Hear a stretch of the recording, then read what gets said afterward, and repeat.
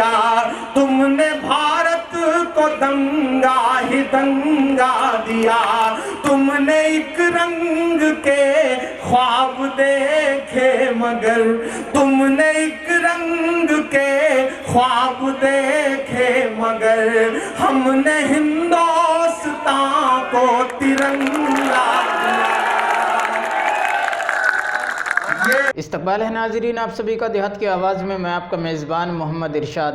दोस्तों, आज के हिंदुस्तान की अगर बात करूं तो नफ़रत फैलाने वाले लोग खुलेआम एक विशेष धर्म को बार बार टारगेट करते हैं और जिससे देश का माहौल भी ख़राब होता है। अभी कुछ दिन पहले बाबा रामदेव ने मुसलमानों को लेकर बहुत ही बेकार शब्द इस्तेमाल किया। इसी बाबा का 2009 में मुसलमानों को लेकर ये नज़रिया था कि मुल्क हिंदुस्तान की आज़ादी से लेकर मुल्क हिंदुस्तान की हिफाजत तक मुसलमानों ने जितनी कुर्बानियाँ दी उसको ये देश कभी नहीं भुला सकता। लेकिन वही बाबा जो कल तक मोहब्बत और भाईचारे का पैगाम दे रहा था, आज वही बाबा नफ़रत फैलाने में बिजी है। और इनके तार कहाँ जाकर मिलते हैं दोस्तों? कांग्रेस नेता मल्लिकार्जुन खड़गे कहते हैं बीजेपी के सांसद और मंत्री नफरत फैलाते हैं और पीएम मोदी मौनी बाबा बने रहते हैं। तो चलिए दोस्तों, इसी पर इमरान प्रतापगढ़ी की ये नज़म सुनते हैं। बहुत ही बेहतरीन नज़म है, आप भी हमारे साथ वीडियो में आखिर तक बने रहें। हाँ, देश को एक बार फिर से कांग्रेस की छतरी के नीचे आने की जरूरत है, क्योंकि ये जो नफरतों के सौदागर हैं ये मुल्क को बांट देना चाहते हैं, बर्बाद कर देना चाहते हैं।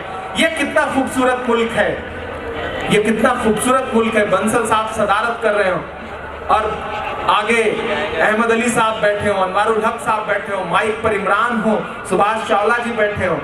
भाजपा ऐसी तस्वीरों से डरती है, भाजपा इन मोहब्बतों से डरती है, वो और किसी चीज से नहीं डरती, वो इन मोहब्बतों से डरती है। और यही मोहब्बतें आपकी ताकत हैं। इस ताकत को बुलंद करिए, इसे और बढ़ाइए। आपने इसे और बड़ा कर लिया तो आने वाला दिन भाजपा से मुक्त होने का है।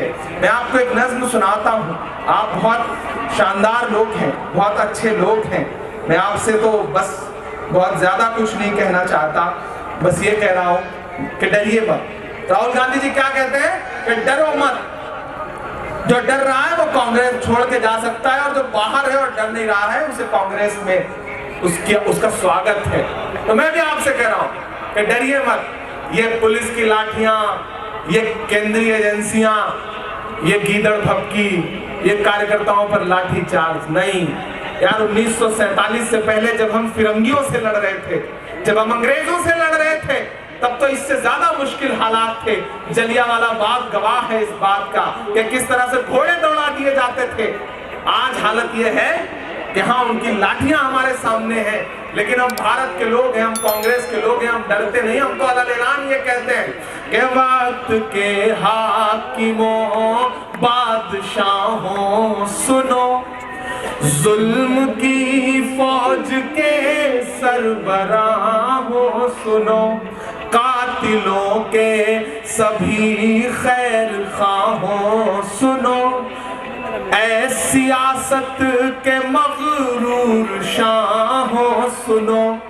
मैं आखिरी नज़्म पढ़ रहा हूँ और मैं चाहता हूँ कि आज मुझे चंडीगढ़ से उठी हुई सदाएं जो है वो दिल्ली तक जाती हुई महसूस हो, क्योंकि मैं जिस हिम्मत के साथ बोल रहा हूँ, इस हिम्मत में आप भी अपनी हिम्मत शामिल कर देंगे तब मुझे और ताकत मिलेगी। मैं पढ़ता हूँ कि मत समझना डराने से डर जाएंगे। डराने की हिम्मत करते हैं ना, कि मत समझना डराने से डर जाएंगे, अब के सारी हदों से गुजर जाएंगे। मत समझना डराने से डर जाएंगे, अब के सारी हदों से गुजर जाएंगे। मौत के नाम का खौफ देता है क्यों, मौत के नाम का खौफ देता है क्यों, मौत जिस रोज आएगी मर जाएंगे। मत समझना डराने से डर जाएंगे,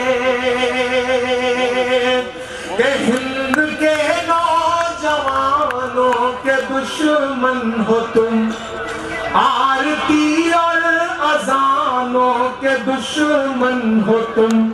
और जो चौथा मिसरा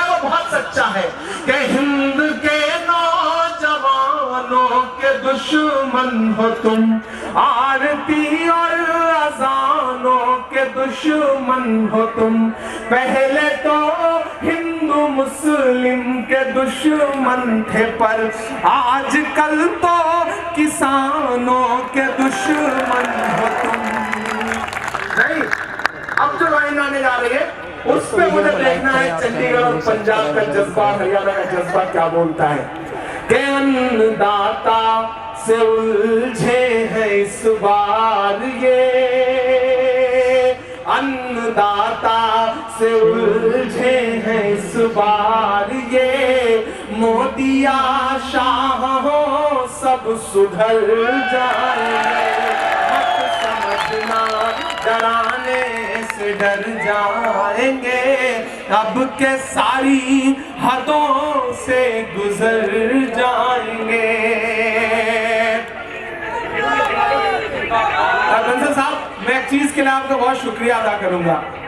आपसे मेरी ये महज 2 मुलाकातें हैं, और जब मैं पार्टी में, मुझे राहुल जी ने सीधे राष्ट्रीय अध्यक्ष बनाया माइनॉरिटी डिपार्टमेंट का, तो मुझे मेरे बड़ों ने कहा कि सबसे पहले जा करके उनकी दुआ लीजिए, उनसे आशीर्वाद लीजिए।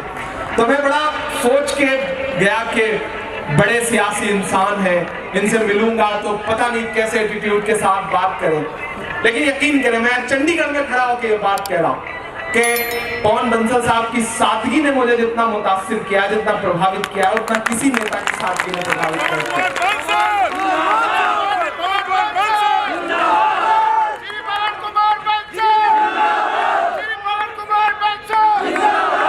और मैं लौट करके जब मेरी राहुल जी से मुलाकात होगी तो मैं राहुल जी से ये बात कहूंगा कि मुझे खुशी है कि मैं आपकी अगुवाई में काम कर रहा हूं, लेकिन मुझे इस बात की भी बहुत खुशी है कि मैं उस पार्टी में काम कर रहा हूं जिसके एक और अगुवा जो है वो पवन कुमार बंसल साहब है। ये सादगी, ये आपका व्यक्तित्व हमेशा इसी तरह से बना रहे, हम इसकी दुआ करते हैं।